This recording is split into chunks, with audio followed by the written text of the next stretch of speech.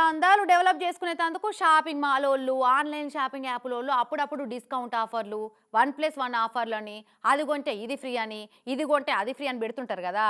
అగో గట్నే తమిళనాడులో ఒక పెద్ద మనిషి పండ్లు కొంటే పుస్తకాలు ఫ్రీ అని ఆఫర్ పెట్టిండట.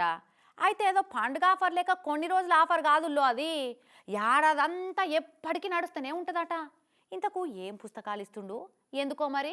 ఈ పండ్ల దుకాణం నడిపే పెద్ద మనిషే పండ్లు కొంటే పుస్తకాలు ఫ్రీ అని ఆఫర్ పెట్టిండు.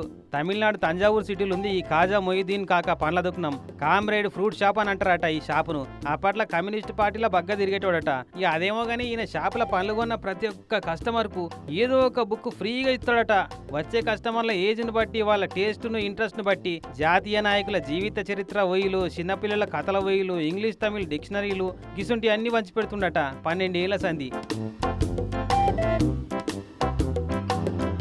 మరి ఇట్లా పంచితే ఏం ఫాయిదా? పండ్లు అమ్మితే వచ్చే లాభం కంటే పుస్తకాలు పంచితే ఎక్కువ ఖర్చు ఉంటుంది కదా అని అంటే లాభం కోసం కాదట. చదివింది 9వ తరగతి అయినా అందరికి పుస్తకాల విలువ తెలవాలని ఇట్లా చేస్తున్నా అంటుండు. నిన్న పబ్లిక్ అంతా ఫోన్లు, కంప్యూటర్ స్క్రీన్లు, ఎల్ఈడి టీవీలకి అతకపోతున్నారు కదా, అందుకే పుస్తకాలను అలవాటు చేస్తున్నట. ఇక తీసుకుపోయిన వాళ్ళంతా బుక్ చదివి ఆ బుక్కులో ఉన్న ముచ్చట్లు చెప్తుంటే కడుపు నిండినంత సంబరపడి చేస్తున్న పనికి సాటిస్ఫాక్షన్ వస్తుంది అంటున్నాడు. మరి ఈ పెద్ద మనిషి అంత సౌండ్ పాటోడు అని అంటే అట్లేం కాదు. ఇంటి ఆమెనేమో సర్కారు బల్లే పెద్ద టీచర్ కొలువు ఎత్తదట. ఇక ఇంకో కొడుకేమో వకీలట. సంపాదనకేం తక్కువ లేదు. పండ్ల షాపులు వచ్చే పైసలతోటి పుస్తకాలు కొని పంచుతున్నట్టు.